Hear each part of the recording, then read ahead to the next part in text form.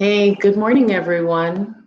This is Stacey Plaskett, and it is a Saturday morning. It's actually I'm in DC.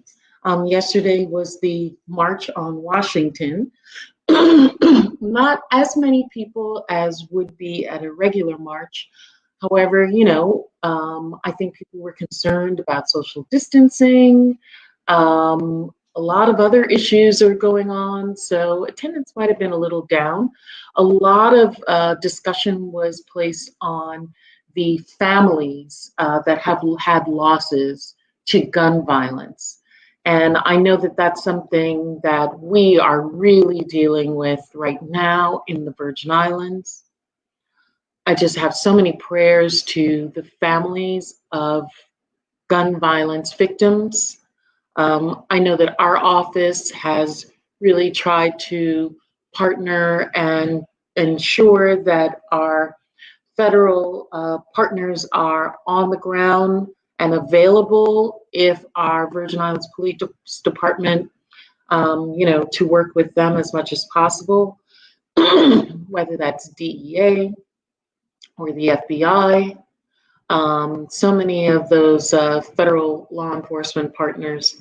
One of the things that I have really worked on are on the two fronts of gun violence are one, in terms of prevention, ensuring that we have the funding necessary in our schools for after school and for summer programs, for trade schools, to ensure that our children have opportunities, that they're not alone at home, that they see an out from the violence, engaging in activities, whether that's drug trade, gangs that cause so much of the gun violence in our community.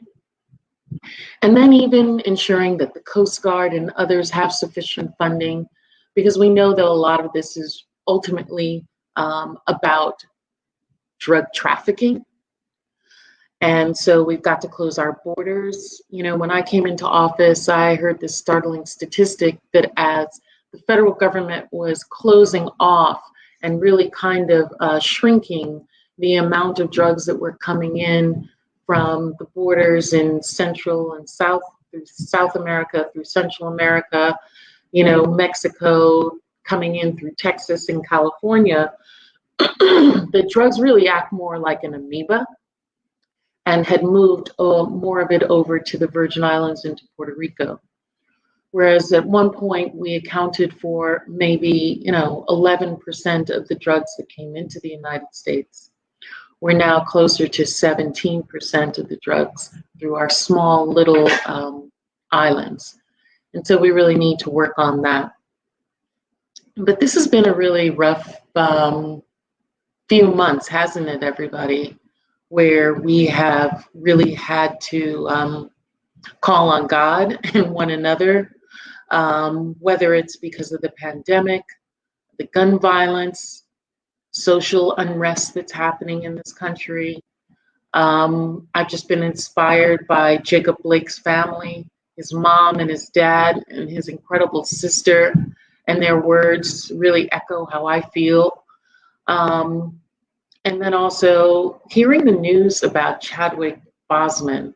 My gosh, who knew that for 4 years he was living and going through chemotherapy and surgeries for colon cancer?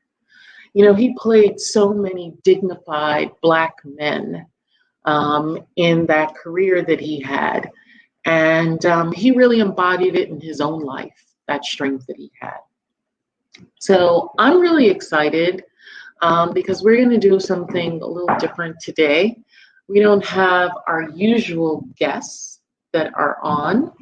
We have some guests that are just at the beginning of their career. I love that. I want to thank Japira and Mike and the crew for doing that, for putting this together. I think that that's really important for us to see those people. Good morning, Cousin Carl. I was trying to give you a call because I didn't realize that we had a loss in the family until I saw it in the paper. So I'm going to have to give you a call. And Renee Peterson, who's the district director of the Virgin Islands, good morning to you. Good morning, Tiana and Mike McQuarrie. Is Mike even up? Is Mike up right now? If he is, I know that he is in his pajamas because Mike, Mike puts it in the evenings. I know coronavirus is really cramping his social lifestyle because Mike would be, if we didn't have coronavirus, y'all who know Mike McQuarrie know that he would just be getting ready, gearing up, getting some sleep in for the Congressional Black Caucus's ALC weekend, the annual legislative conference, because despite the panels during the day, everybody knows that there are some outrageous parties in the evening, and Mike has to be the one to put our office on the map with, how he is able to put it in, right? Right, Japera? But I've got some amazing young people that are going to be on the line now. And I want them to, thanks for putting them up there so we can see. We need to think about hope, right? We need to think about not what has happened, but what can happen and what is going to happen. And these young people represent people putting it in and doing the work to be great. So first, I want to introduce Orquídea Saki. Both of these individuals are on St. Croix, and I did not pick them, so don't be upset with me that it's just Crucians on the screen right here. We're all Virgin Islanders, and I'm sure we're going to get to part 2 with some others from St. Thomas and St. John. We also have Romani Hansen, who is here with us, and they're going to tell us a little bit about themselves, what they're doing, what they're working on. I'll give you their introductions. So Orquídea is, right now, she is in the military. She is part of our armed forces. She is an officer.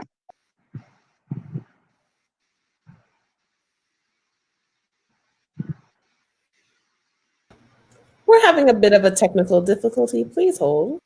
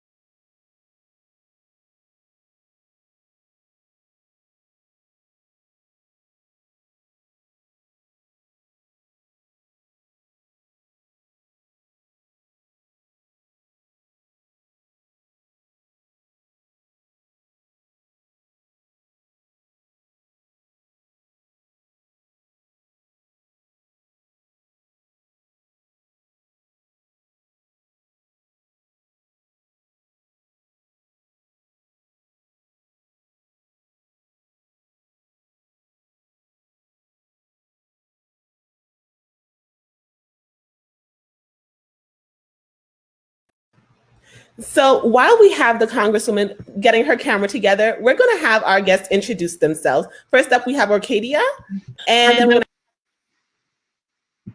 Okay, hi everyone. I'm Orquídea. Orquídea Saki. I am a first lieutenant in the Air Force. My job is currently a pilot. I am training to fly the KC-135 in Altus, Oklahoma. I'll be here till February, and then I'll be moving to Tampa in February to fly full time. So I just finished pilot training. I was in Columbus, Mississippi for 2 years. I wanted to be a pilot almost my entire life. So being able to actually do that is awesome. I just want to be able to inspire, inform, or talk to other Virgin about how I got where I am today, and how it's possible for anybody who has any interest in the aviation career. Sorry about that, ma'am. Hi, everybody. Morning. My name is Romani Hanson. Born and raised on St. Croix. I just signed my first pro contract with the Speaker's not music, working. and I just finished my college career at University of Albany. Just got my degree with communications with a minor in sociology. So I'll be leaving next week to go to Portugal, start my career. And something I've just been wanting to do for a long time, so I'm really excited. Hi, am I back? Okay, good.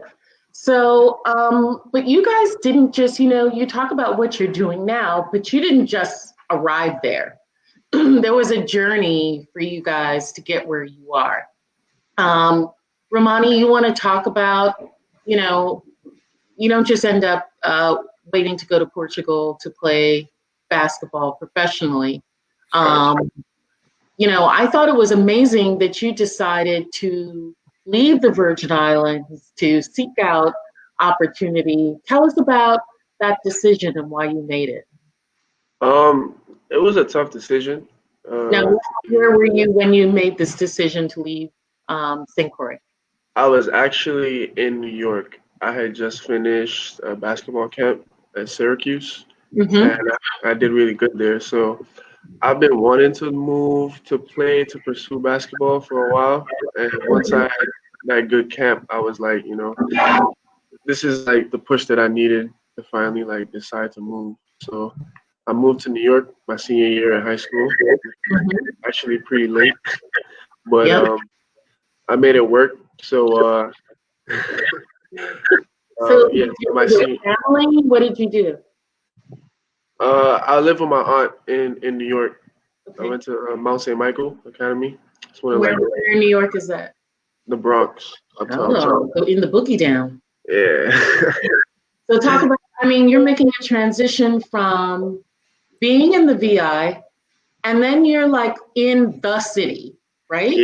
Yeah. How was that, and was the basketball program different? What was that like? To be honest, everything was different. That whole transition from being on a small island, 4 miles in the big city in New York. Like it's concrete. There's no grass or anything like that. It's cold. Like that whole transition was a totally different one for me. But honestly, I think it helped me, being able to adapt like that. Yeah, it worked out for the best. Good. And so then you playing ball there, and what happens? You are applying to universities, to colleges, right? Yeah. So when I went there, my intention was to get a Division I scholarship, but that didn't work since I got there so late. So I ended up going to junior college, and for 2 years, got my associates while playing ball, and then my junior year, I finally got to play Division I basketball with Savannah State University. Nice. HBCU in Georgia. But the 1 year I went, a completely different world there, right? Yeah. So I went from New York to JUCO to Georgia, historically black college. So once I finished my year there, they actually dropped a level to Division II, and I didn't want to stay there for that. It was transitioning, so I ended up transferring again to University of Albany. That's where I finished my last year. So I ended up back in New York. But Albany is very different than. Yes, very different from the city. Yes. It's like people don't understand how big New York is. It's like 5-6 hours away. Yeah, definitely. And the city is like the 5 boroughs is just like a small part of New York. Like the actual state of New York is what you put on the map. But the city is just like a little piece of that. So it's so much more New York than people realize.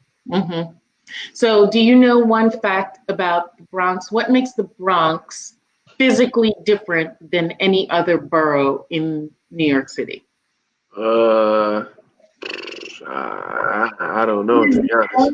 It's the only borough that's actually connected to the United States. The rest of them are just islands. Oh, okay, okay. Well, I knew they were islands, but I didn't know the Bronx was the only one connected. Yeah, yeah, yeah.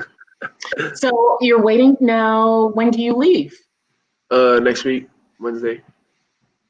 Yeah, it's To pretty soon. Portugal? Yes, ma'am. To Lisbon? No, Portugal? Porto, Portugal. To Uh-huh. Miami. Yeah. So. Good food, Huh? which is good food. Yeah, great food. I did my little research. And since you know you're from the Gallows Bay area, you're used to seafood. The Portuguese Yeah. are masters of seafood.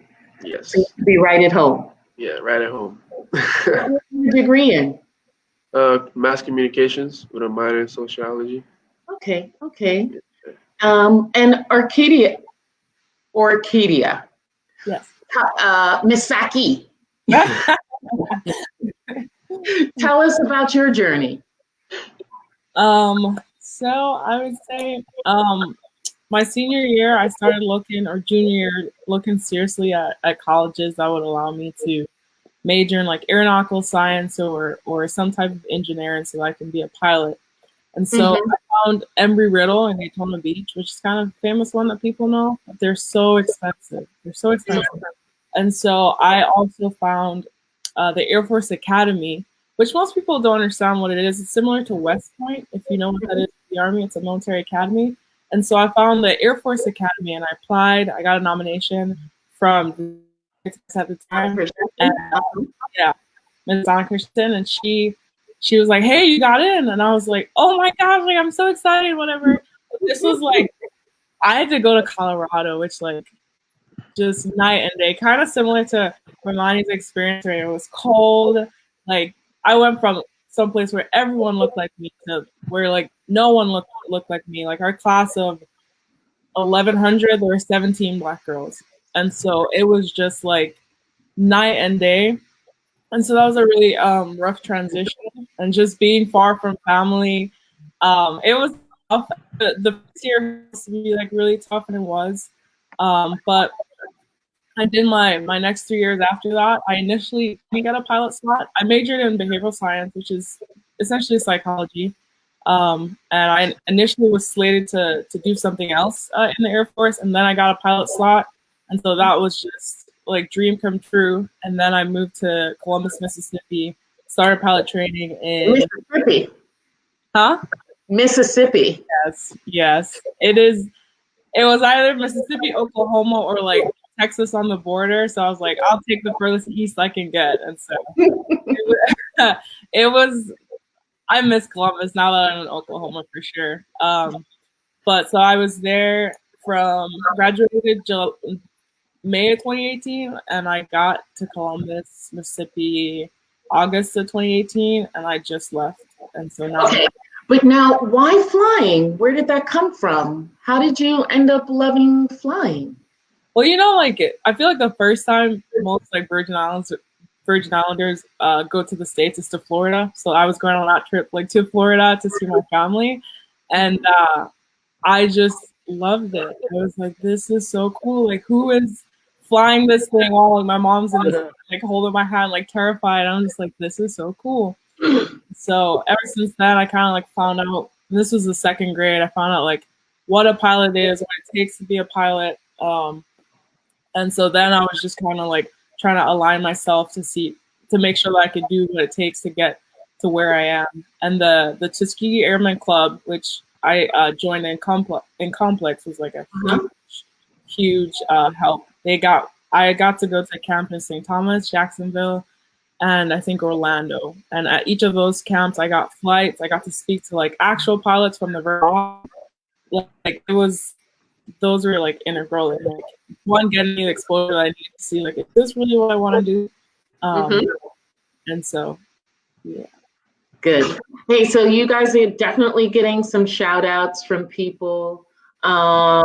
Renee Peterson is congratulations, Romani. Annette Scott, congratulations, Orchidia Romani.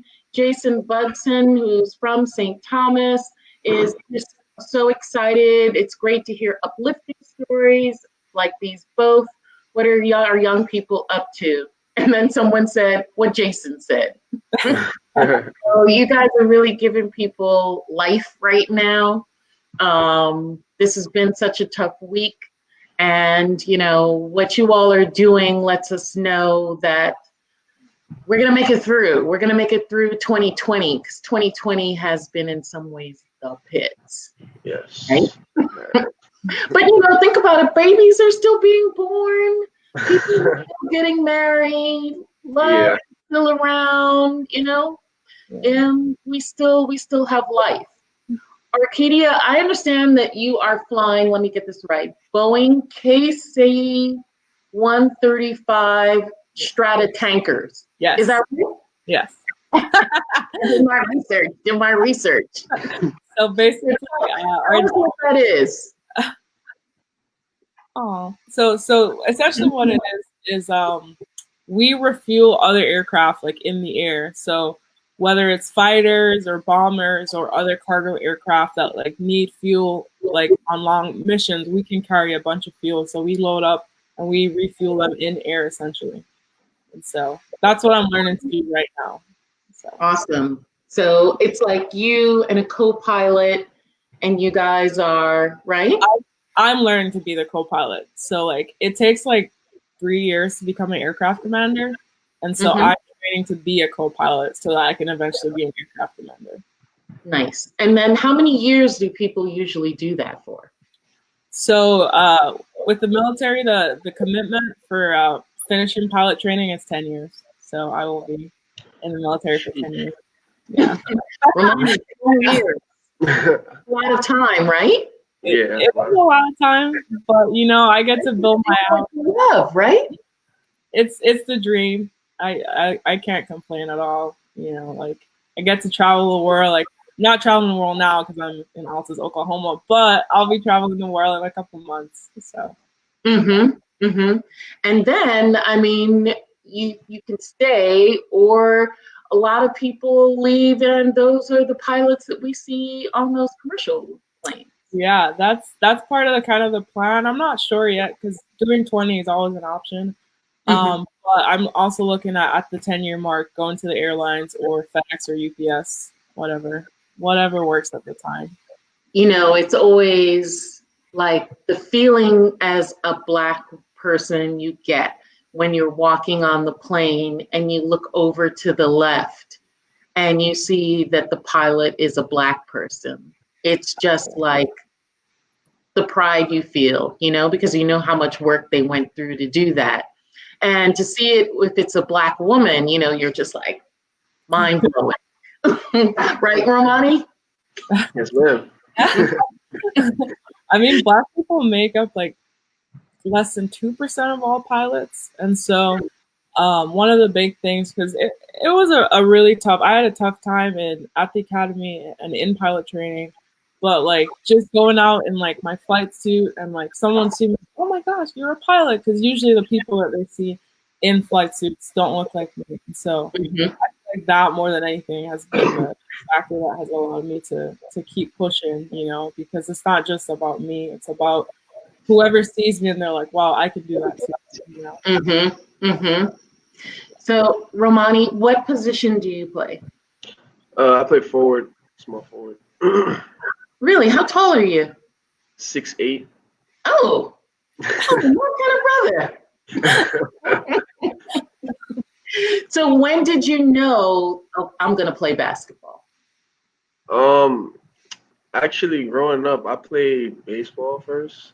So I was a baseball lover at first, and then So you played Little League? Yeah, I played in Little League. My mother was my coach, actually. So she got me. Was she mean? Very much. She was the worst.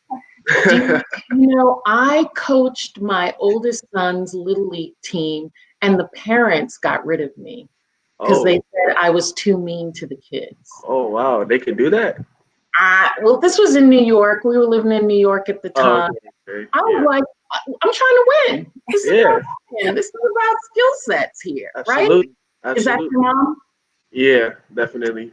I'm sure she was harder on you too. Well, I was a good boy, so. Mothers always think their sons are good boys, particularly West Indian mothers. Yes, and she's one of them. Yeah. Sure.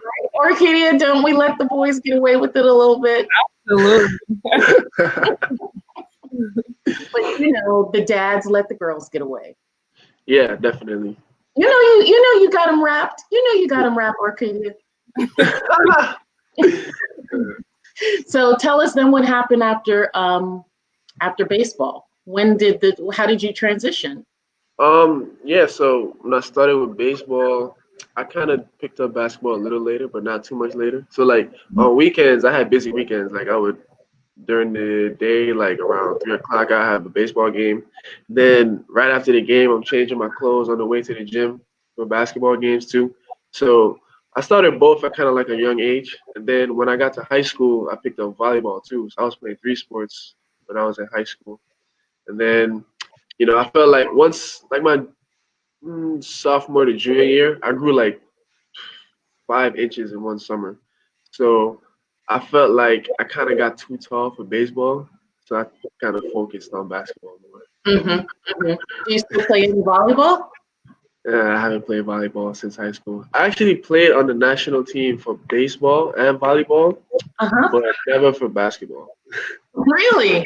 Yeah. So tell me about how the difference between how your teams play, how people play ball in the Virgin Islands. Like, is there a style difference between?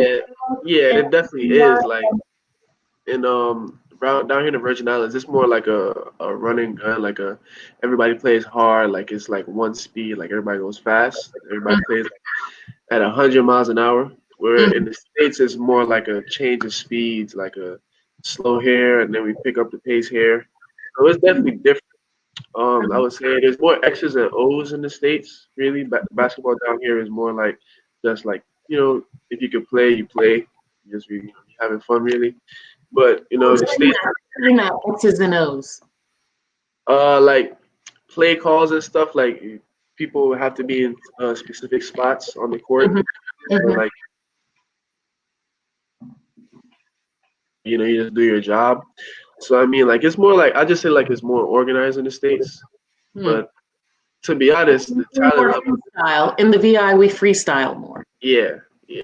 And I was saying like the talent is not really different. It's just really the organized. And then what do you think in terms of the what do European ball? How is that organized, and how long is your contract? How does that work? Yeah, so like in Europe, it's a little different than the States because like to be honest, they're not as athletic as us. When you look at the NBA, you see a bunch of guys like dunking all over the place and doing like these crazy stuff. In Europe, it's more like a fundamental game. More shooters.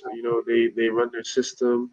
Like I said, like it's more organized over there too than in the U.S. So yeah, that's how it is in Europe. And as for my contract, it starts September when I leave. So I have training camp for a month, and then it goes all the way until April. That's the regular season. And then if we make the playoffs, then it goes for as long as we stay in the playoff run. Okay. So that all depends on how we do. So I know you guys have been watching what's been happening in the country. I'm getting to it, Mike. Oh, see, Mike is awake. I know you guys have seen what's going on in the country right now. We just finished with the Democratic convention, and then this past week was the Republican convention. Protests are still going on from the springtime. What are your thoughts, if anything? Have you been thinking about it? What do you think? Is that towards me? I know I'm going to ask Arcadia to just give a general, because I don't know if she can give, very specifics in her position as a lieutenant. But just personally, how do you feel? I think personally, it's tough to see. I think in some ways, in the Virgin Islands, we are shielded from some of the things that like Black Americans in the States face. And so like again to see that firsthand, especially when I went to a PWI, primarily like white institution, it's I like can't describe it. Like it is gut wrenching, like seeing what's going on in the country, just like civil unrest, like not even the specifics of it, but like at the end of the day, we are all humans, you know, and we all just want, you know, basic rights. And so I don't know, we just all have to do our part to ensure that everyone is treated as an equal in this country. And that's kind of as much as I can say, but there are some days where I just like have to take time and like just take a minute, because what we're seeing in this country is just absolutely awful. You know, having gone to the Air Force Academy, I recall, so I'm going to show my age, because when I was in high school, I went to when you talk the same kind of like all white school, right? So my high school was a boarding school, so we lived there. You know, so I'm there from the age of 13 to 18, and it was 12 of us out of like 800, 900 students. And when it was time to apply to colleges, I'd actually thought about going to West Point. But at the time, there really were not, they had just started allowing women. This is in the early 80s. And I don't think I could take it another 4 years. At that point, they didn't speak to you. Like you were not spoken to unless it was a command, like at lunch, in the dorms, anywhere. Nobody would speak to you for 4 years except to give you a command. And I was like, oh, I'm not doing that. So I decided, okay, I'm going to go to Georgetown. It's a predominantly white institution. We had just won the NCAA championship with Patrick Ewing. And more than that, it was in Chocolate City. At the time, it was considered Chocolate City. So I could be around a whole bunch of Black people. But not only were you at the Air Force Academy, which is, as you described, you know, very non-persons of color, right? Mostly white people, but you were also in a city like that. Mm-hmm. So you're really on your own. What was that like?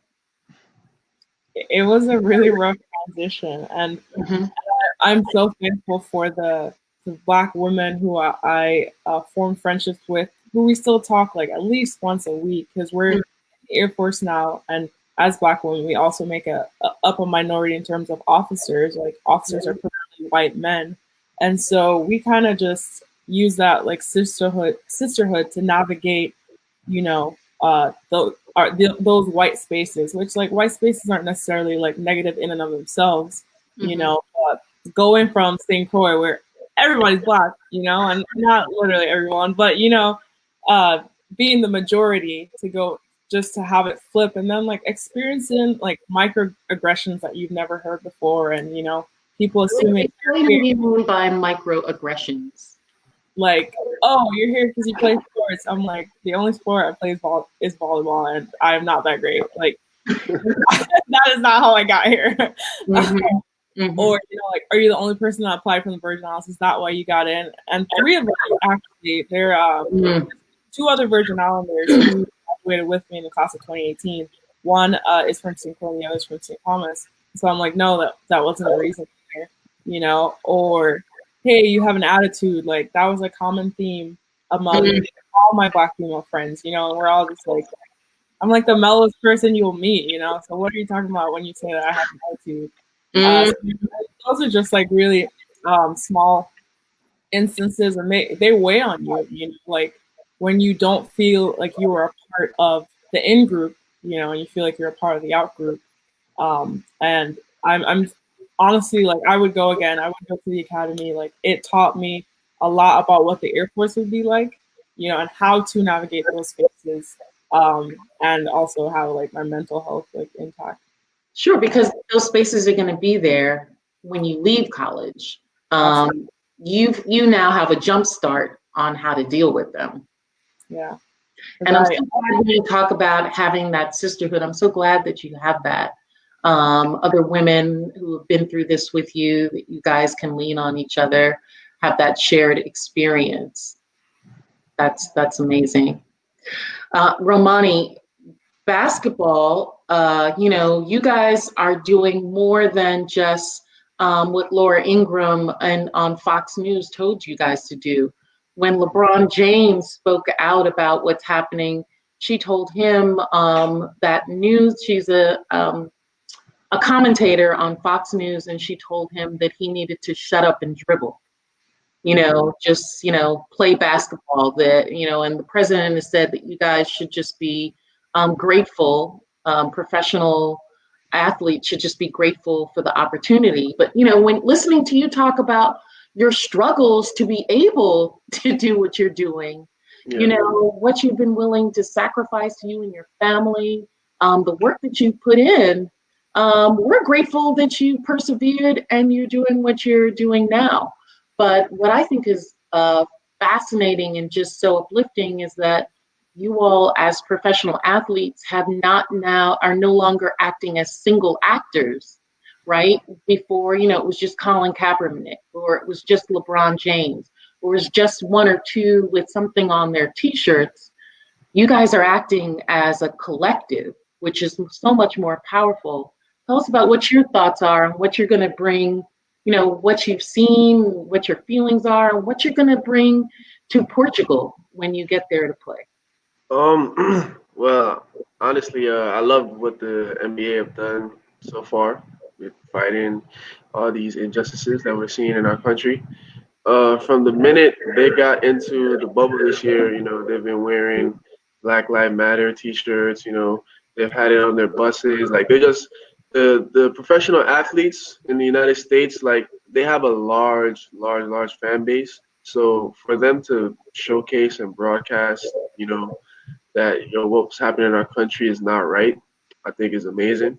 Because so they've been in the bubble. Explain that to those of us who don't know what has happened in these past couple years. So the bubble is what the NBA has done since the pandemic started. They have the NBA and the teams that's in the playoffs. They all moved to Orlando. They're staying in Disney World right now. Like the entire Disney World campus is shut down, and they've done testing, and they've made sure that everyone that's inside of this bubble is all COVID free, and they're making sure that the players are safe. So if you're not in the NBA, not on a team or like a coach or someone immediate to the organization, you're not in the bubble. They're not playing with any fans or any outsiders or anything like that. So no family. Yeah, it's just straight basketball players and coaches and stuff. So that's what the bubble is. And so this year has been very different for everybody, but and it even affected the athletes as well. So for them to say just shut up and dribble, we're not regular citizens too, is just outrageous to me because athletes go through the same thing, the same injustices, the same police brutality. If you ask a couple of athletes, they've been through the same thing. I've seen a couple of stories where they're shared, and it's just crazy to see. So them standing up, showing, because they have a voice, and that's why it's so important for them to say something, to just not shut up and dribble, because everyone watches sports. Well, not everyone, but sports has a large fan base. So for them to say something is huge for sure. I was even seeing how, I just love her strength. The young woman in tennis, Osaka, right? Osaka, yeah. Yeah, Osaka, who decided, she really risked a lot by saying, I'm not going to play today. I mean, they could have just forfeited her. Naomi Osaka, thank you, Japira, who's everything that's going on, I'm just not going to play. I'm going to protest as well. I mean, the judges could have just said, oh, well, there you go. You forfeit your game. You're out of the tournament. Right. And she called what's happening in the United States the genocide of Black people. Just phenomenal, just, amazing. And then the jet, right? You saw Kenny Smith just decide in the middle of commentating, you know what, me being here is just not right. I'm a former player. I'm a Black man. I'm out of here. That was wow. Yeah, that was very unexpected. And I Mhm. also want to point out that the WNBA has been doing an amazing job as well. They had, I think, the last game that they had, they all wore shirts that Yeah, the spelled, Mystics, right? yeah, they all wore shirts that spelled Jacob Blake, and then on the back of the shirt it had 7 gunshots, like 7 bullet holes. So, they're also bringing awareness to this. I don't know why, like, the WNBA should be getting more love than it gets, because like they could hoop too, and and like they're strong women. They've been on this whole movement from the jump. With the justice for Breonna Taylor and all that other stuff. Mhm. So I mean, the WNBA definitely deserves a lot of credit as well. Mhm. I mean, listen, when you talk about styles, that scene feels more aggressive. Yeah, WNBA. I mean, it's much more hands-on. Romani, I don't know if you think you could handle them? WNBA player. That's a lot on my plate. I can't even lie. Um, so, are you guys are now very far away from family. How are you going to how do you deal with that? How often do you talk to your family, get to see them? Honestly, Where do you get your crucial food from? I have to make my own. So yeah, What can you definitely. say, Romani? What do you cook? Let's Uh, you hear put you put me on the spot now. it. Yeah. I could do a little something. I could feed. You know, I've been actually working this summer with a guy named Lamar Bao. He owns like his own company. He's chef Casa de la Mar.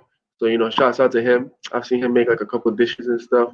He is really good with it though. I'm just getting started, so I can't really say that I'm certified yet. But I'm just on the works. I'm on the way up for sure. And then do you talk to your parents on a regular basis? Yeah, I definitely talk to my mother a lot.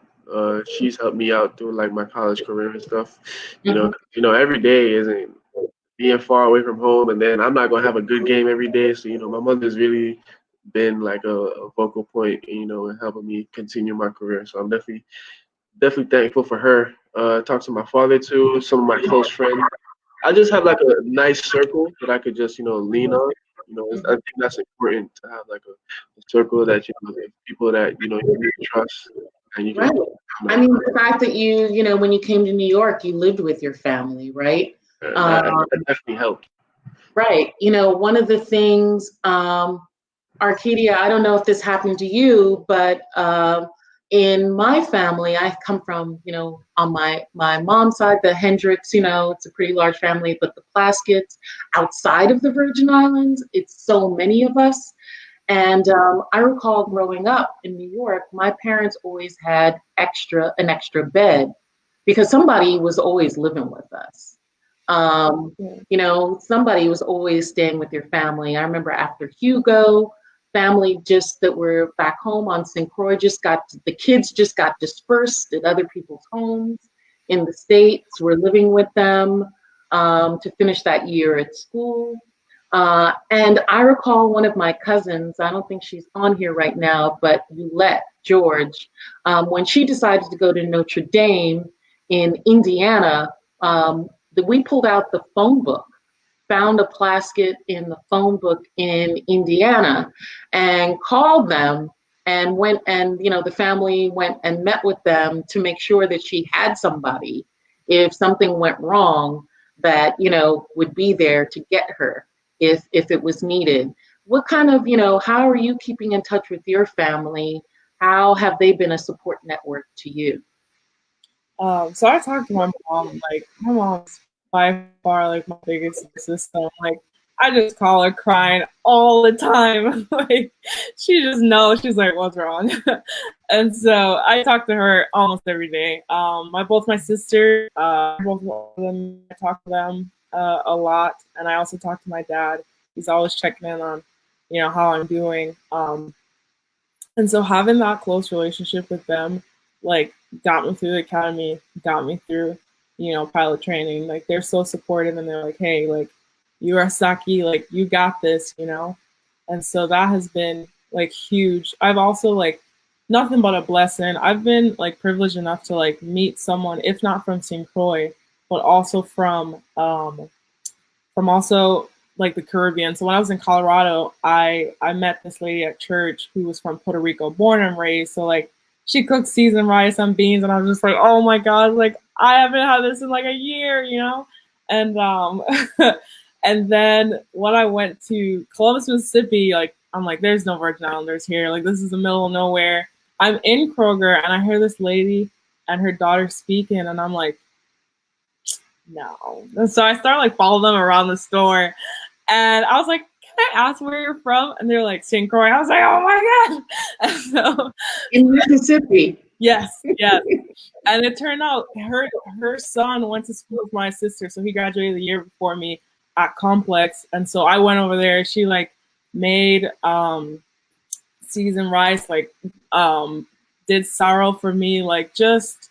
And it turns out my mom knew her. Like I was like, oh, this is my mom. She's like, your mom's a nurse. Like she helped me. Like all kinds of stuff. And so I just been really, really blessed to like have met like Virgin Islanders wherever I went, or Caribbean people, which like when you can't find Virgin Islanders, like that's enough. Nice. Yeah. That's so sweet. Romani, someone said when you come back home, you have to cook. Yes. Arcadia, do you have anything? You have any dishes that you've been working on? Any home dishes? Honestly, there was. I wish I knew her name so I could give her the credit. There was a girl from, I want to say St. Thomas, who submitted a recipe to Tasty. I don't know if you've ever heard of them, but it went viral. It was like Virgin Islands pate. That recipe is like foolproof. Like I don't consider myself to be like a good cook at all, but like every time I make it, I'm like, oh my, it's like home. So that's the thing I tell I'm pretty comfortable making. Nice. So we were going to close out, but I wanted to let you guys do the closing, and just say whatever it is that you wanted to say to people back home or to others listening. I get a lot of people who are not Virgin Islanders who just are interested in the topics that we're interested in. I'm just first I want to let you guys know I was feeling really bad this morning. This has been a rough week, and really kind of feeling I'm naturally pessimistic. I know most people are the optimist type. I'm always like, look, just plan for the worst. Then you're never disappointed. That's kind of like the back of my mind motto. And so I have to, watching the Republican convention really was a downer for me. The amount of fear and negativity that was discussed.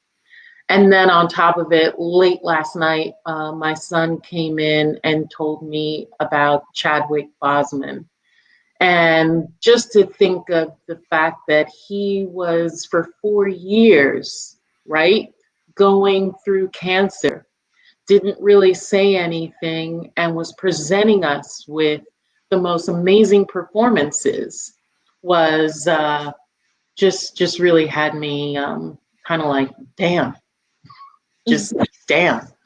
But then this morning, this was God. You guys, I can't tell you guys how much you've uplifted so many people by just talking about your journey and where you are. And we're all rooting for you and just so excited about what you guys are doing.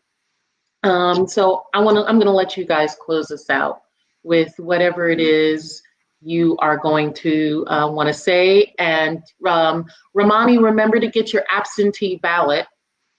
Yes, ma'am. So that you can vote for wherever it is you are a resident, whether it's back home in the Virgin Islands or in whatever state. And you as well, Miss Saki, and make sure that somebody else you knows votes, because your vote is your voice. I am just so okay. Someone's saying, Romani, my frat, and Arcadia, my strawberry. I know what that means. You guys close us out. Take it whatever order you want to. You guys are Ladies first. Okay. I just want to say thank you for giving us the opportunity also to come on here and talk. This has been awesome. Just to people watching, thanks for the support. I know I've gotten nothing but support from like the Virgin Islands, you know, through my journey. Now that I'm like, I mean, I'm still very much early on, but like they've been, every time I feel down, you know, like I remember that there are people back home who are rooting for me, even if everybody else here isn't, you know. And so at the end of the day, like all we have is each other. And so I just love the camaraderie that we have as Virgin Islanders. No matter if we're in Portugal or in Altus, Oklahoma, like we all are one, you know. And so I'm just so thankful, and you know, we got to keep our heads up. Like we're dealing with everything on a national stage, but also with stuff that's going on back home right now, especially on St. Croix. And so I don't know, we just got to pray, and you know, we have to come up with actionable things, you know. And it's always easier said than done, you know. If we had the answers, we'd solve the problem. But at the end of the day, I just want to say thank you to everybody. Nothing but love. And yeah, thanks. Romani. Yeah. So pretty much, you know, same thing what she said. You know, I know it's a rough time right now, and we do appreciate the support. You know what I'm saying? So I've always seen like on Facebook, like, you know, random people just sharing my stuff just because I'm a Virgin Islander. And you know, I always thought that was cool. You know, Virgin Islanders, they don't care about, you know, what island you're from or anything. Just they see one of us succeed and everybody's happy. So, you know, really thankful for that, because you know that also helped me a lot in my journey. Just want to say, you know, if you're going through a rough time right now, just try to persevere, because you know better days are coming. You know, so you go through it right now, then when it's over with, you're gonna be like, wow, I really persevered, and you know, I really stuck through it, and you know, I'm happy where I'm at right now. You know, that's how I feel about like my college career and stuff. So, yeah, pretty much, you know, just keep your head up, really. Just, you know, whatever you want to do, just make sure that you focus, and you know, just try to be the best you can be. Be better than you were yesterday. Mm-hmm. Yeah, and don't take no for an answer. I've been told no so many times, and I'm just like, Sure. all right, I'll ask somebody else, you know? Yeah. So, it's probably, no taking no. Mhm. No taking no. Amen. Thanks, guys, for the love. Thank you so much. Thank you so much for everything you're doing. And, you know, you can always reach out to our office for any support. Reach out to me. We're here for you. When you're in DC, I could. Well, so thank you guys for viewing, and thank you for all of your comments. I think we got everything in that we were supposed to. Remember to do your census. Please come up with a voting plan. Make sure that you know, it's just less than 70 days away before the next election. Please, please, let's take this seriously. And thank you guys. My Aunt Corinne says, great, black-tastic. Yes, Aunt Corinne. So much love to you all. And thank you, Japira, for putting us in and handling all of this. That's another young Virgin Islander, Japira Krieger, doing big things. Thank you all so much. Everybody have a great week.